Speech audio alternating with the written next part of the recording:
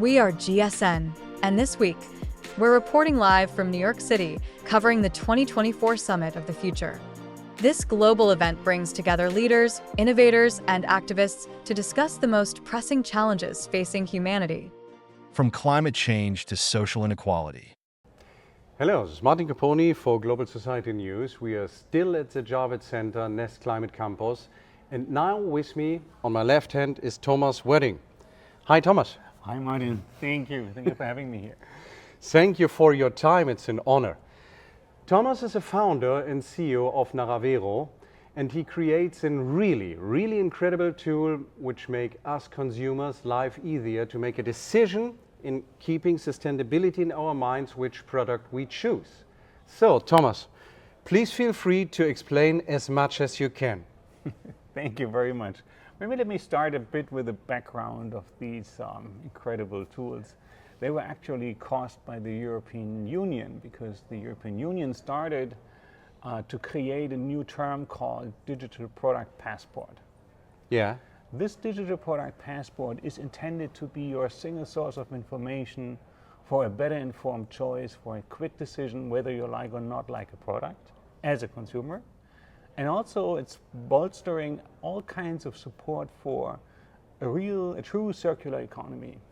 And it does it by taking all the information that's necessary to have a circular economy actually work and put it in a, let's say, in a data container that goes with every physical product within the European Union. So to give you a bit of an idea, there was already a policy in place called Ecodesign directive. And within Europe, for a lot of products, there's a label indicating, for instance, energy efficiency. And now in July, the new so-called, it's a long-term, Ecodesign for Sustainable Products regulation. This is the new policy, replacing the old directive. And one of the strongest impacts of this regulation is it introduces the digital product passport for every tangible product in the European Union. Wow. If I'm right informed, you were working as a futurist on these things because your platform, the software you create, is existing for years, but before it comes to, because you think about and think further, correct? That is correct. I started in 2017 to believe that there will be a growing need of information along supply chains in order to make better choices, make better purchasing decisions. And so we started developing a traceability platform in 2017 and grew it over the years to a peak value of currently about 100 million accesses per month. And then the key point was like how to make that information accessible actually to consumers or customers. Yes, it's a very big topic. You designed it so everybody of us can use it with a smartphone, is it right? That is right. That is right. But now, let's say, obviously, I want to be, honest about what did we do? We collected the information. Yeah. And in March 22, the European Commission released a documentation, this ESPR, this regulation, saying we need a digital product passport.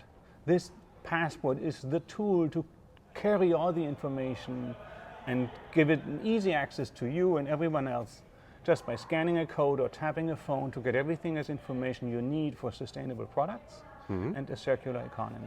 That is the main driver within the European Union. Okay. So we have a smartphone with us, have we? Do you have? I think I have one over there lying. Ah, yes, I just seen it 2-3 days ago. Shall I just grab the phone for a second? Okay. Because this is like a button. Yeah. And in the button there is a little NFC chip, a tag, a little tiny, very tiny computer. Yeah. And once you tap with the phone towards it. Can we have a smartphone, please? I want to see it again because it was incredible. Sure. Thanks. So if you don't mind, you don't need to unlock it. Maybe this is not yours, is it? But now I got it. Yes, it's working. Yes, that's wow. Right. And if you can hit the open button, then you can actually see the digital product passport. You just need to hit the open button. Yeah. And okay. Key in your code, and then you see everything about the product right away on your lock screen. It starts, And it then tells you in the 16 categories required by the European regulation, all kinds of sustainability data, but also what we call from duty to beauty, extended services. Let's say if you have a product like a bike, bicycle, there is information needed for carbon footprint. But you might also want to have access to replace the battery, with it, to have it upgraded so that the bike itself stays and you can just right away find a proper supplier and replace the battery, for instance.